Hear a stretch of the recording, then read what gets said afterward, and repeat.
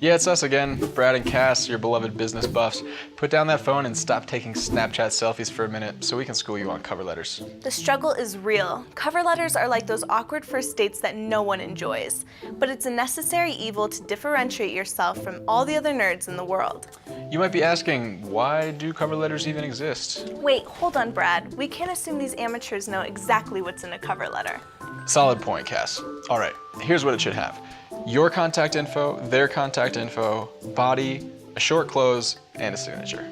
Back to why cover letters exist. Think of an interview as a blind date, except you set yourself up for this. What? Hear me out. The cover letter is the first impression you get to make before the first impression.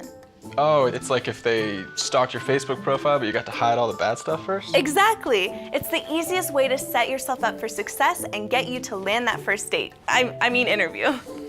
Really, employers just want to see how you fit into the job and the work culture.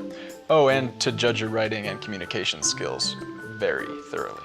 Now let's focus on getting that body perfect.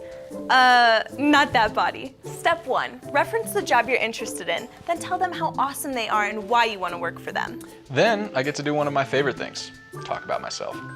This is your chance to explain why you're the best person for the job. And in case you forgot, this isn't the 90s anymore. Everyone these days is a team player, a multitasker, and proficient in Microsoft Office. That's not good enough anymore. We need to see measurable actions, results. If you don't know how to grammar, now's the time to step your grammar game up. Make Grammarly your best friend or just befriend a grammar fiend. More of us exist than you know. I mean, I got my mom to proofread my cover letter for this job, and now look where I am. Mama's boy. She's just jealous. All right, quick tip time, try to keep up. Don't be lazy. Write a new cover letter for every job. If someone referred you to the job, drop their name bigly. Proofread! Please, in the name of all that is business, do not misspell the company or hiring manager's name.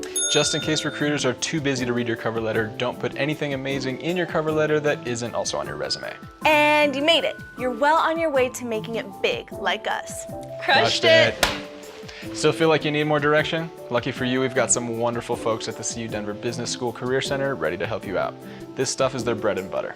Talk to them. Until next time, keep it classy. Keep it business.